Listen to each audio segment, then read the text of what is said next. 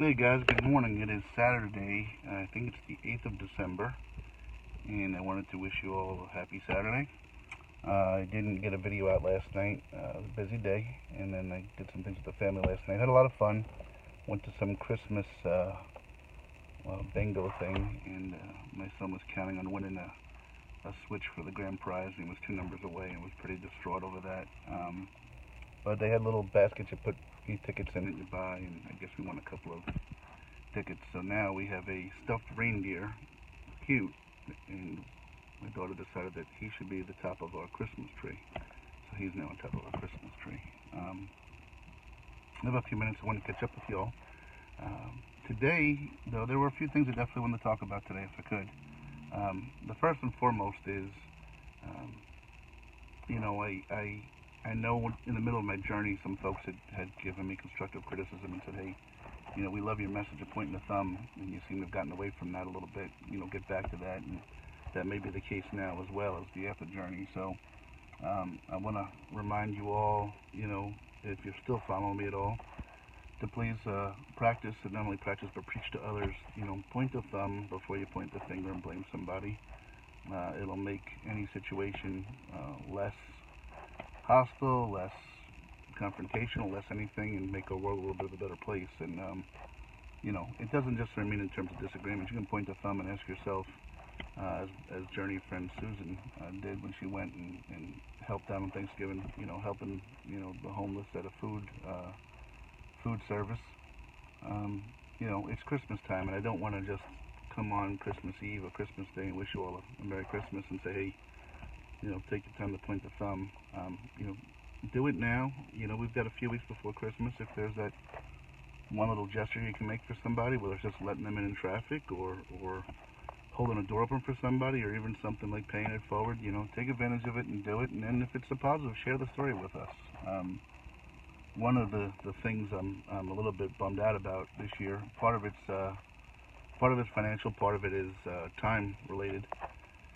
Every year for Christmas, I get the kids and their mom Broadway tickets and to a show, and they go to the play. But part of the day is that the kids pack 5 bag lunches each. So there's 3 of them, so 15 lunches, and they pass them out to homeless people when they're in New York City. And some of those interactions are just magical and memorable. And the truth is that it's almost become that they look forward more to giving out the lunches as much as, I shouldn't say more, as they do the Broadway play. So that's always kind of a neat thing, but that's going to be tabled this year because of the fact that, as I said, financially, one, but two, with work being what it is, I haven't the time, quite frankly. And on that note, a thing I'm looking forward to is Phil Vassar and Lone Star are doing a Christmas concert in Reading, Pennsylvania. We're going a week from tomorrow. And unfortunately, with peak season, I'm going to be working that Sunday as well. So I am going to be leaving a little bit early. I'm not going to miss the concert, but going to be leaving a little bit early and going from there. So that's kind of a quick update on that. I did want to update a couple of other things, though. I'm sorry, I have to make room here. I'm picking up, actually. So I got my new helper that's coming in January. I got to take him back to the office to pick up some, to get the paperwork done. So I'm picking him up over here. So I just saw him pulling with his truck. He's coming over here shortly. But anyway, today is a really cool day. My kids are going to come meet me for lunch, but today is the Army-Navy football game. And if you're a sports fan, it's one of the greatest sporting events I've ever been to. Really need to take your family there and get a chance to see it. Please, I'm encouraging you guys do it. If not, watch it on TV. One of the greatest traditions is after the game, both teams, but the losing team first has to go over to the winning team's alma mater or team fan base, student body, and sing their fight song, their school song, and then they go over and do it to the other group. So here are these two teams that compete like mad on the field. And then right after the game, they're brothers in the military, and they're, basically arm in arm.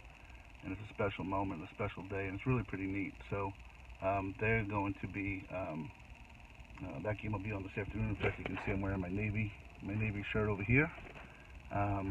So go Navy, beat Army, even though it's been a down year for us and an up year for Army. So that's something we got there. And then the other thing I wanted to talk about was something that, two things. Last night while I was driving to this bingo game, along came this Christmas song I'd heard for so many years, Baby It's Cold Outside. And I know that there's some uproar now about how that song's inappropriate and whatever. Good God, man. People, please, just stop. Just stop the stupidity. And if you're taking offense to me saying that, then yeah, I'm gonna call you out. I know I'm not supposed to judge and stuff like that, but that's your biggest gripe in life, that a song from 40 or 50 or 80 years ago, however how long it is, you find somehow offensive now. Come on, man, please stop. This morning, I swear to you, I heard this, that PETA there's a group of phrases they want changed.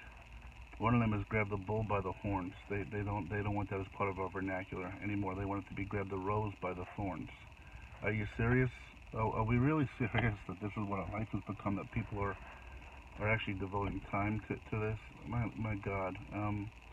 And on that note, granted, I have my share of detractors along the journey. I'm sure in everyday life. Now I'm back to sort of an everyday life.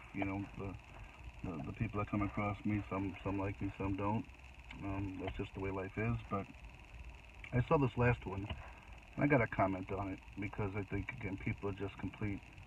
If you got nothing to say, then shut up. Please. So there's a dad in Ohio whose daughter, I think, might be 11 or 12, and she was thrown off the school for a second time for bullying. Now, if there's anything at all that a kid's doing that should be nipped in the bud or addressed, it's bullying, right? Because what it leads to is just not good things. To those of you that follow me and know the story of Amanda Todd and her mom Carol, who I've talked to, and how this young lady was bullied into taking her own life, and she's not the only one. It's happening a lot. So this dad treated this with a degree of serious and what's the word I'm looking for? Urgency. So his daughter came home and said, Dad, you got to take me to school next week because I can't be on the bus. Well, why? And she gave him the note. And he's like, yeah, I don't think so. So what he did was he made this girl walk to school. I believe it's 5 miles. Now, to his credit, he followed her in the car. It's not as though he just said, you're walking to school. But I have to laugh about a few things. A couple of the haters are out there saying, it's 36 degrees outside. 1/3 of our country, 36 degrees in wintertime is warm. I laugh about that. We get like an inch or two of snow, and we close schools down. And I understand why. I understand there's safety issues and so forth. But what if you live up in Maine and Minnesota and the Dakotas and upper Michigan and things like that, where you probably have an inch or two of snow? Syracuse, upstate New York, New England. I mean, if they close the school every time, I mean, snow is a way of life up there. And then obviously it's not down here and as you get further south. But to hear these people lighting this guy up because of how cold it was outside, well, you know what? If the toughest thing is that his 12-year-old or 11-year-old has to experience 36-degree temperatures, please stop. I mean, really, please stop. You have jackets and hats and gloves, and he made sure she had them.